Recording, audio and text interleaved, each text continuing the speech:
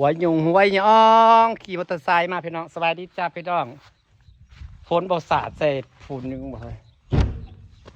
สบายดีที่สวนอมราอีกแล้วนะคะเรามาแวะสวนสิเป็นดอกไม้ต้องมาแวะสวนก่อนพี่น้องเฮ้ยว่ามึงมีในถั่วปีบ่รวยมีเดี๋ยวจะมาแรกจะเอาน้ำในรวยก่อนซะพักนั่งตู้ใส่เก่งแม่นออกแล้วถั่วปีมั้งนะนางปลูกถั่วปีสิแล้วพี่น้องมันคือเห็ดเป็นข้างเฮ้ยเห็ดเป็นข้างอุโมงค์มักถั่วเอาเห็ดเป็นข้างเป็นแผ่นเลยเห็นดิหาซื้อไม้สังไพรกับเจ้ามาเห็ดเป็นข้างก็สิงามนางกำลังปลูกผักนางตู่นะจ๊ะสิไปหน้าเจดอกไม้จ้าสิพากันไปเก็บหอยหน้าเพิ่นน่ะลายพี่น้องว่าสิเป็นหอยว่าสิเป็นปลาเป็นหยังลายเฮียว่าหน้าเพิ่นมันเป็นหน้าที่แบบว่ามีน้ำตลอดนะตลอดปีตลอดฟ้าเนาะลาย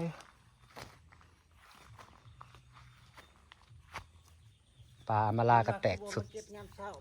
แตกแซวได้สำเร็จก็เอาแล้วจะได้ไปปล่อยลงหนองสระ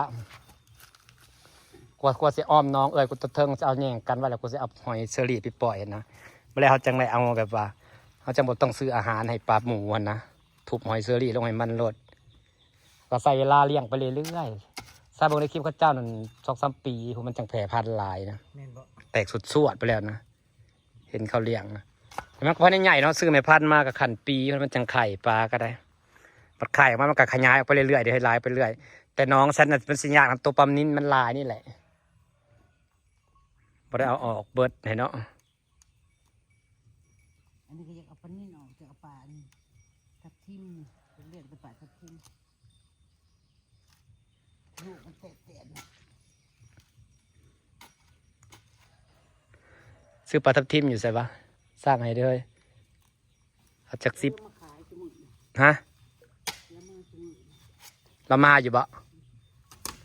เอา10 ถุงเราไปส่งอยู่บ้านมันคูณปะเอาจักถุงจ้ะ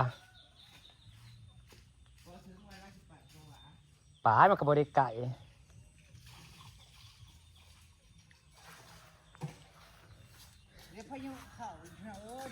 ปลาทับทิมมันสิรอยแซวขอมึงเอาลงจักถงเฮ้ยเฮ้ยขอมึงเลยจักถง10 ถงบ่นี่นะเอา10 ถงนั่นแหละถุงละ100บ่ขายแพงตัว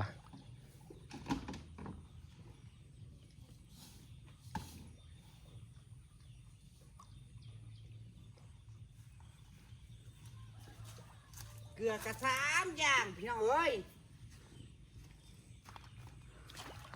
หรือว่าจะเอา20 ถุงบ่วะเด็ก10 ถุงมันก็ลายเติบไปแล้วแดงก่ำเดียวเอาไว้เพื่อมันออกแม่แพร่พันธุ์ปีหน้าก็ไข่เล่นนี่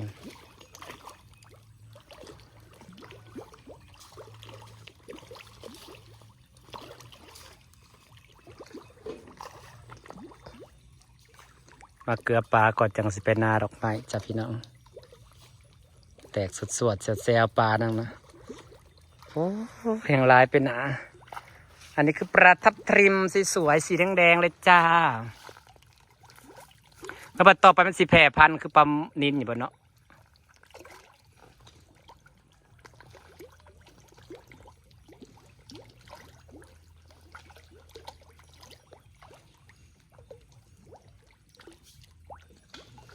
งามเนื้อปลาทับทิมมันสีแดงกำลังคิดเอาสักถุงว่าเอา20 ถุงบ่ปลาเทศาหักหลายปล่อยใส่กันปล่อยลงค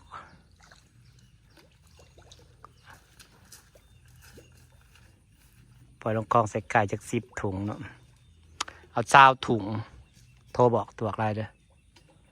ปลาทับทิมซีพีของอันนี้นะมันเบิดไว้เห็นบอกว่าลงอันของ838คือเก้า ว่าโลก เบิดเลยเด้มันบอกมันแต่มันความหอมมันต่างกันเลยกับโปรตีนมันก็ต่างกันได้อาหารปลาดุกเห็ดให้ปลาใหญ่ไว้ได้เบิดดีสุดอยู่ในอาหารปลาดุกนี่แหละโปรตีนมันสิหลายโปรตีนมันเท่าไหร่อ่านมากกว่านั้นอาหารปลารวมนี่ยังโปรตีนยังหน่อยกว่าอาหารปลาดุกอยู่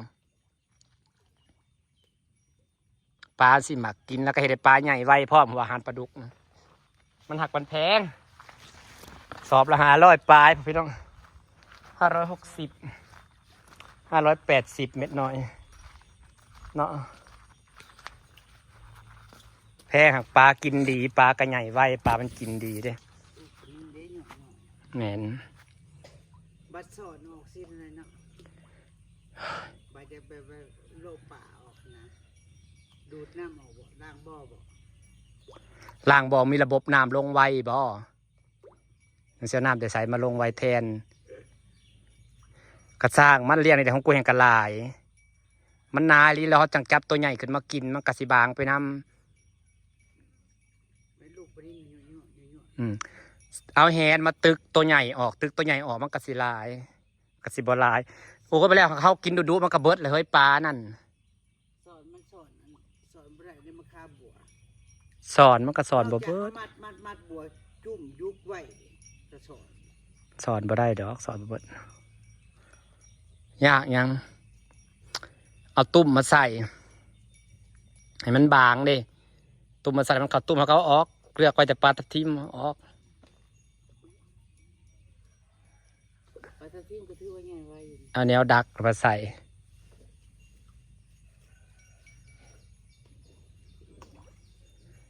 เฮ้ยเอาดิบ่เฮ้ยเอาสะดุ้งบ่ซะเฮ้ยอาหารหวานอาหารเขาก็ป้อนลงลุ่มเด้หัวหวานว่าปอนลงมันเฮามันมากินอาหารเราก็เสอะคือแล้วเฮาก็เลือกออกเอาทิมแต่ปลาทับทิมดอกก็เลือกปลานิ้นออกมันก็สีบางอันเด้เอาสะดุ้งมาใส่เอาแยงนะเฮ้ยจับคนละส่วนเนาะเอาแยงจับคนละส่วนแล้วหวานหัวอาหารแล้วยื้อขึ้นบัดนี้อย่างน้อยมันก็ได้ความบางอันเด้กว่าเอาปลานิ้นหน่อยออกแม่นครับก็ปลาทับทิมลงบัดนี้กะสีบางแน่เด้กว่าแต่มึงลงมือลงไปที่ลงคลองไหนคลองใส่ไก่นะจะเอาลงน้องแล้วมาคอใส่ไก่น้ำวันนี้มันโผล่ในหนองเลี้ยงไว้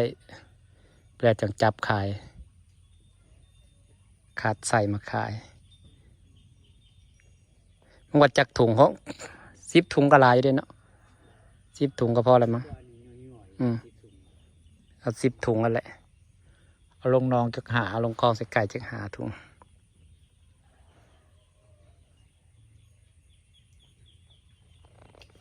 สีมันงามเลยสีแดงหักปลาอันนั้นผัดเนาะปลาอย่างก็กูบัดเข้าใจว่าปลาทับทิมแรกๆคนนี้ว่าปลาทับทิมแบบที่มันใหญ่มันก็สีแดงเองเพิ่นว่ามันน้อยครับเบิ่งบ่เป็นนั่นเด้บ่แล้วว่าปลานิลขายปลาในคำคนขายก็จะเหม็นซาดเฮาก็ซื้อปลาเพิ่นเอากูซื้อเบิด20 กว่าถุง30 ถุงปลาในน่ะมันเฮ็ดให้น้ำเอาขุ่นน่ะมันสิเบียดคลองเขาอ่ะมันสิเบียดตะพังแม่น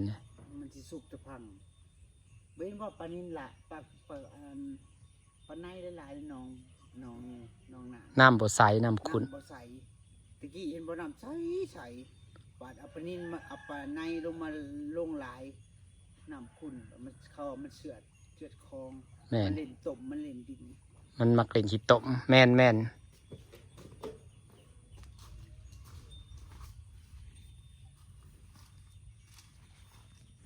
ปะสิฟ้าวปะพี่น้องพ่อกันบ้านเจดอกไม้นะจ๊ะสิไปเก็บหอยจะไปเก็บได้สำได้และคำบ่ายเลยเขาว่าต้องเก็บตอนเช้าฝากบรรยากาศไว้ซ้ำนี้ละจ้าสบายดีจ้า